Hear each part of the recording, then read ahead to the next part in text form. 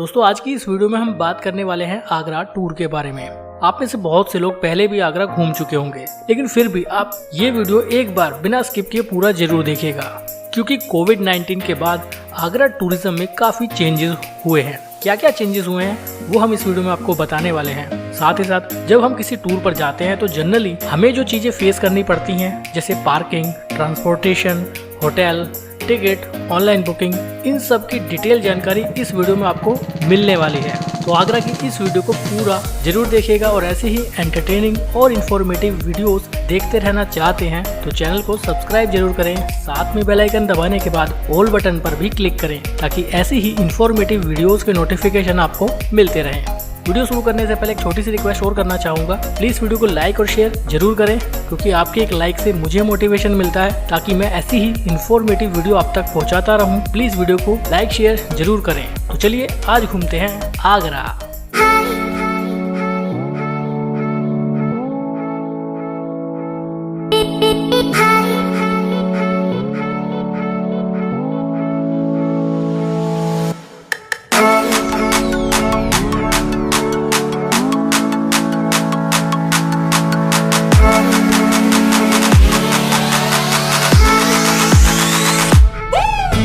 तो सबसे पहले बात करते हैं कि आगरा कैसे पहुंचा जाए।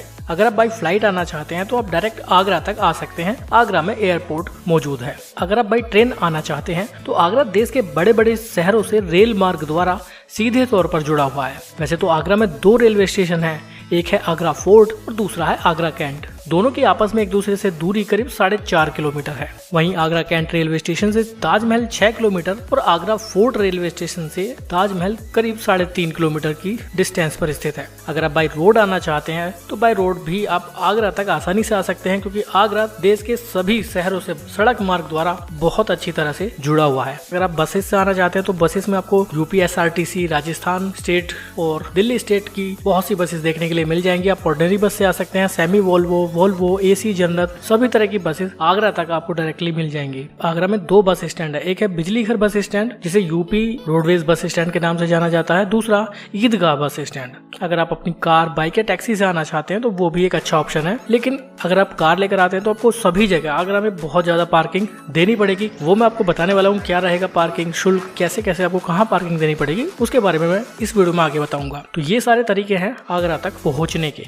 पहले आपको बताता हूँ कि आगरा आपको कितने दिन के लिए आना चाहिए। देखिए, आगरा अगर आपको घूमना है तो आपको आगरा और फतेहपुर सीकरी दोनों ही जगह घूमना चाहिए। तो इसके लिए कम से कम एक नाइट का स्टे तो बनता है। नाइट स्टे के लिए आपको होटल की जरूरत पड़ती है, तो होटल के ऑप्शन आगरा में बहुत सारे हैं, लेकिन अगर आप चाहते हैं कि ठीक ताजमहल के आसपास में आपको होटल मिल जाए तो वो थोड़ा मुश्किल होगा। आगरा ताजमहल से कुछ दूरी पर आपको बहुत सारे होटल्स देखने के लिए मिल जाएंगे। मैं जिस होटल में रुका था उस होटल का नाम था होटल रिवर व्यू। यहाँ से ताजमहल की दूरी 4.5 किलोमीटर और आगरा फोर्ट की दूरी 4.9 किलोमीटर रही थी। ये होटल भी मुझे बेस्ट लगा था। यहाँ पर हमें रूम का टैरिफ पड़ा मात्र 700 रुपए एक नाइट का। वैसे होटल्स यहाँ पर आसानी से आपको 400-500 रुपए से लेकर 5000 रुपए तक के देखने के लिए मिल जाएंगे। अगर आप सोलो आते हैं, अकेले आते हैं तो आप चाहे तो हॉस्टल्स में भी रुक सकते हैं। हॉस्टल्स की बात करूँ तो मात्र 119 रुपए देकर आप एक नाइट का स्टे कर सकते हैं। हॉस्टल्स भी बहुत सारे आगरा में अवेलेबल हैं, जिनकी ऑनलाइन बुकिंग भी की जा सकती है। तो ये बात होती है आगरा में स्टे करने से रिलेटेड। अब बात करते हैं कि आगरा में कहाँ कहाँ घूमने जाना है और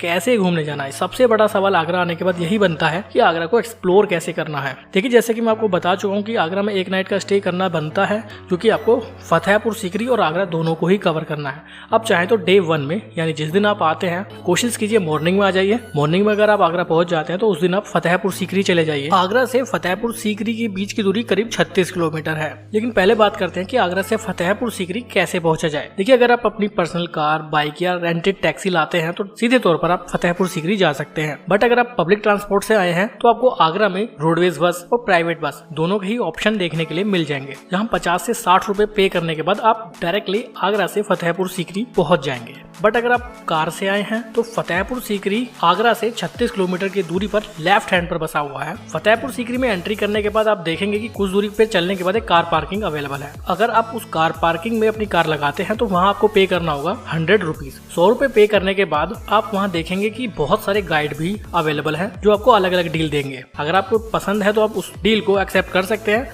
फतेहपुर सीकरी में गाइड के चार्जेस आप स्क्रीन पर देख पा रहे होंगे। लेकिन इन सभी चार्ज में भी आप निगोशिएट कर सकते हैं। बट मुझे लगता है कि आपको उस डील को एक्सेप्ट करने की जरूरत नहीं है। आप चाहे तो खुद भी पूरे फतेहपुर सीकरी को आसानी से एक्सप्लोर कर सकते हैं। पार्किंग में कार लगाने के बाद थोड़ी दूर आपको पैदल चलना पड़ेगा। इस पैदल वाले रास्ते में आपको खाने पीने के लिए भी बहुत सारे रेस्टोरेंट या ढाबे देखने के लिए मिल जाएंगे। ये रास्ता बेहद खूबसूरत है। जरूरत की सभी चीजें आपको इस रास्ते में भी देखने के लिए मिल जाएंगी। थोड़ा आगे जाने के बाद एक बस स्टॉप आएगा। ये वो बसेस हैं जो आगरा डेवलपमेंट अथॉरिटी द्वारा चलाई जाती हैं। यहाँ से 10 रुपए का टिकट बनता है जो ऑनलाइन आपको पे करना पड़ेगा। ऑनलाइन 10 रुपए का टिकट पे करने के बाद आप उस बस में बैठेंगे और वो बस आपको फतेहपुर सीकरी के मेन किले पर ड्रॉप करेंगे, जिसे दीवाने आम के नाम से जाना जाता है। बस स्टॉप से किले के बीच की दूरी मात्र 2 से 2.5 किलोमीटर है। आप चाहे तो इस दूरी को पैदल भी तय कर सकते हैं, आप चाहे तो बसेस के थ्रू भी जा सकते हैं। जैसे ही आप फतेहपुर सीकरी किले पर पहुंचेंगे, वहां भी आपको एक एंट्री टिकट लेना पड़ेगा। कोविड से पहले एंट्री टिकट आप काउंटर से ही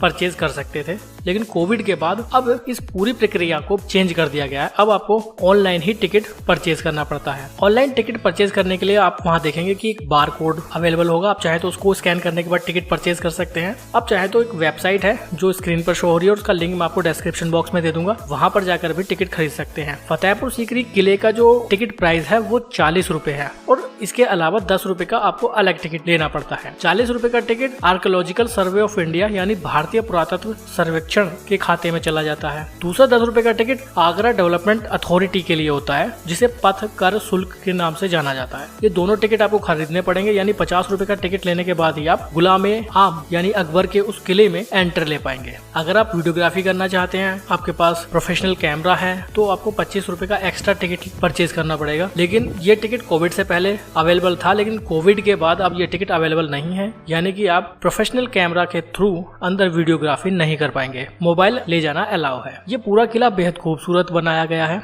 ये वही किला है जहाँ अकबर जोधाबाई के साथ निवास करता था। इस पूरे किले को लाल रंग के पत्थर से निर्मित किया गया है। शानदार बाग बगीचे हैं, ऊंची ऊंची दीवारें हैं। बेहद खूबसूरत ढंग से इस किले को बनाया गया है। बहुत बड़े क्षेत्रफल में बना हुआ यह किला फतेहपुर सीकरी का सबसे फेमस अट्रैक्शंस में से एक है, सबसे पॉपुलर साइट सीन में से एक है। यहाँ हजारों टूरिस्ट प्रतिदिन आते हैं। इसी किले को विजिट करते हुए आप अंदर से ही किले के दूसरे छोर पर पहुंच जाएंगे, जहां पर बुलंद दरवाजा मौजूद है। बुलंद दरवाजा वाला क्षेत्र एक ऐसा क्षेत्र है जो फतेहपुर सीकरी के मेन मार्केट वाला एरिया है। यहाँ पर आपको बहुत ज्यादा चहल पहल भी देखने के लिए मिलेगी। यहाँ भी आपको बहुत से गाइड देखने के लिए मिल जाएंगे जो आपको अलग अलग तरह की डील देने वाले हैं। बुलंद दरवाजा के अंदर प्रवेश करने के बाद आप देखेंगे कि ये जगह भी बेहद खूबसूरत है। इसमें किसी भी तरह का कोई एंट्री शुल्क आपको नहीं देना होगा। अगर आप डायरेक्ट बुलंद दरवाजा आते हैं तो आप बिना किसी एंट्री टिकट के बुलंद दरवाजा में एंट्री ले पाएंगे। अगर आप चाहें तो फतेहपुर सीकरी के किला में ना जाना चाहें, डायरेक्ट बुलंद दरवाजा आना चाहते हैं, तो आपको गाड़ी पार्किंग में न लगाते हुए सीधे उसी रोड पर बुलंद दरवाजा की ओर आना होगा। आप डायरेक्ट बुलंद दरवाजा पहुंच सकते हैं। तो ये भी एक अच्छा तरीका है फतेहपुर सीकरी को घूमने का। बट अगर आप फतेहपुर सीकरी के किले को भी विजिट करना चाहते हैं तो आपको गाड़ी पार्किंग में ही लगानी पड़ेगी, यही एक ऑप्शन है। बट अगर आप पब्लिक ट्रांसपोर्ट से आते हैं तो डेफिनेटली आप बैटरी रिक्शा या फिर ऑटो रिक्शा की हेल्प से आसानी से इन सभी जगहों को विजिट कर सकते हैं। बुलंद दरवाजे के अंदर एक मुख्य दरगाह भी मौजूद है। इस दरगाह के बारे में मान्यता है कि यह दरगाह वह दरगाह है कि यहाँ पर अगर आप कुछ मन्नत मांगते हैं तो पूरी होती है। इस पूरे ही परिसर को भी बेहद खूबसूरत ढंग से बनाया गया है। दरगाह को सफेद संगमरमर से तैयार किया गया है, वहीं बुलंद दरवाजा और उसके आसपास के सभी एरिया को लाल रंग के पत्थर से बनाया गया है। यहाँ भी हजारों टूरिस्ट प्रतिदिन आते हैं। तो ये होता है फतेहपुर सीकरी को घूमने का तरीका। इन दो जगहों को ही आपको विजिट करना होगा और आप यही दो मुख्य अट्रैक्शन है फतेहपुर सीकरी के। इसके बाद आप वापस आगरा की ओर निकल सकते हैं। लेकिन अगर आप भरतपुर साइड से आगरा विजिट करना आना चाहते हैं तो पहले फतेहपुर सीकरी आपके रास्ते में पड़ेगा। आप पहले फतेहपुर सीकरी को कवर कर सकते हैं और उसके बाद आगरा पहुंच सकते हैं। यानी डे 1 में फतेहपुर सीकरी विजिट करने के बाद आप वापस आगरा आइए, होटल में स्टे कीजिए और नेक्स्ट डे आप आगरा की बाकी सभी साइट्स को कवर कर सकते हैं। आगरा की नाइट लाइफ में कुछ नहीं है, कुछ खास वहाँ पर आपको देखने के लिए नहीं मिलेगा। तो बेस्ट है कि इवनिंग में आप होटल में ही आराम करें, डिनर करें और नाइट स्टे करने के बाद नेक्स्ट डे आप आगरा की सभी साइट्स को विजिट करने चले जाइए। आगरा में ताजमहल और आगरा का किला लगभग पास में है और जिनकी आपस में एक दूसरे से दूरी मात्र 2 से 2.5 किलोमीटर है। तो पहले आप आगरा फोर्ट को देखने जा सकते हैं। आगरा फोर्ट में भी सेम वही प्रोसेस है कि आपको ऑनलाइन टिकट लेना पड़ेगा। चाहे तो बारकोड स्कैन करके टिकट ले लीजिए, चाहे तो उनकी वेबसाइट पर पेमेंट करके टिकट ले लीजिए। टिकट का चार्ज वहाँ रखा गया है 35 रुपए, जो ASI के खाते में जाता है। वहीं आगरा डेवलपमेंट अथॉरिटी के लिए आपको 10 रुपए का टिकट लेना पड़ेगा, जिसे पथ कर शुल्क के नाम से जाना जाता है। तो कुल मिलाकर 45 रुपए का टिकट लेकर आप आगरा के किले को घूमने भी जा सकते हैं। आगरा का ये किला बहुत बड़ा है। यह किला भी लाल रंग के पत्थर से ही बनाया गया है। बहुत बड़े इस किले को घूमने के लिए आपको काफी ज्यादा समय भी चाहिएगा। करीब 1.5 से 2 घंटा आप पूरे किले को घूमने में लगा देंगे, लेकिन आप पूरे किले को फिर भी नहीं घूम पाएंगे। ये किला बेहद ही बड़ा है। इस किले के अंदर भी बहुत से बाग बगीचे हैं, बहुत सी सुंदर सुंदर इमारतें बनाई गई हैं। वैसे तो इस किले के सभी मुख्य गृहों को लॉक किया गया है। आप सिर्फ बाहर से ही उन जगहों को विजिट कर सकते हैं। आप किसी कमरे में, किसी रूम में प्रवेश नहीं कर सकते हैं। लेकिन जितना भी एक्सपीरियंस इस किले का रहता है वो अल्टीमेट रहता है। यहाँ आप आगरा की उस ऐतिहासिक समय को याद कर सकते हैं। जगह जगह सभी स्मारकों के बारे में लिखा गया है, जिसे पढ़कर आप पूरे ही किले के बारे में जानकारी ले सकते हैं। अगर आपको ऐतिहासिक जगहों को घूमना पसंद है तो ये जगह आपके लिए बहुत खास है।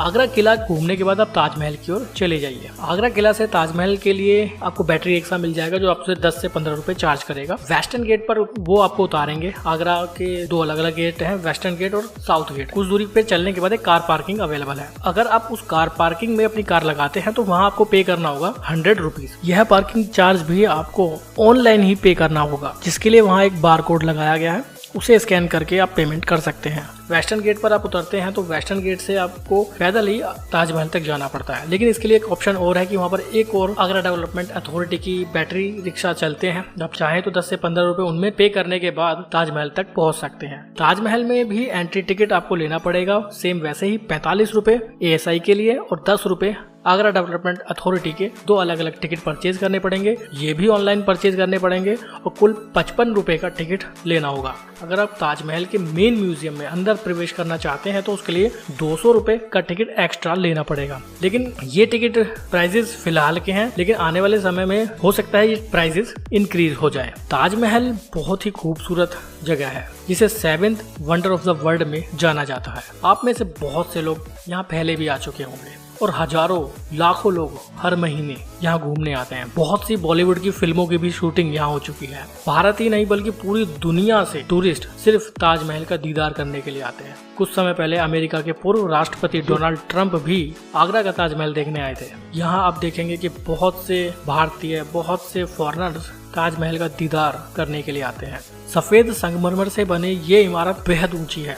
दिल्ली की कुतुब मीनार से भी ऊंचा इस इमारत को माना जाता है। लेकिन इस बात में कितनी सच्चाई है ये कहा नहीं जा सकता। आपकी क्या राय है आगरा के इस ताजमहल के बारे में? हमें कमेंट बॉक्स में जरूर बताइएगा। वीडियोग्राफी, फोटोग्राफी यहाँ बहुत ज्यादा होती है। बहुत सारे फोटोग्राफर्स आपको यहाँ देखने के लिए मिल जाएंगे। यमुना नदी के ठीक किनारे पर ही स्थित है ताजमहल। आगरा की इन 2 मुख्य साइट्स को विजिट करने के बाद आप अकबर टॉम्ब देखने जा सकते हैं, आप इतिमद उद दुल्हा टॉम्ब देखने जा सकते हैं, आप मरियम टॉम्ब देखने जा सकते हैं। मरियम टॉम्ब और अकबर टॉम्ब लगभग पास पास में स्थित है। आप मेहताब बाग भी देखने जा सकते हैं। आप चाहे तो राम बाग भी देखने जा सकते हैं। ये सब जगह भी आर्कियोलॉजिकल सर्वे ऑफ इंडिया के अंडर में आती हैं। इन सभी जगहों पर मात्र 20-20 रुपए का टिकट बनता है। डिस्टेंस की बात करूं तो अकबर टॉम्ब ताजमहल से 14 किलोमीटर की दूरी पर, इतिमद उद दुल्हा टॉम्ब ताजमहल से 4.9 किलोमीटर, मरियम टॉम्ब ताजमहल से 15 किलोमीटर की दूरी पर, मेहताब बाग करीब 6.4 किलोमीटर के डिस्टेंस पर स्थित है। वहीं राम बाग ताजमहल से 9.7 किलोमीटर के डिस्टेंस पर स्थित है। आप चाहें तो आगरा की इन सभी जगहों को भी विजिट करने जा सकते हैं। बहुत से टूरिस्ट ताजमहल और आगरा के किला देखने के बाद इन जगहों पर भी जा सकते हैं। साइट सीन के बारे में तो मैंने आपको बता दिया, लेकिन अगर आप पब्लिक ट्रांसपोर्ट को यूज करते हैं और इन सभी साइट्स को विजिट करना चाहते हैं तो कैसे कर पाएंगे? चलिए ये भी जान लेते हैं। अगर आप पब्लिक ट्रांसपोर्ट से आए हैं तो बेस्ट ऑप्शन ये रहता है कि आप आगरा आने के बाद एक ऑटो रिक्शा बुक कर लीजिए।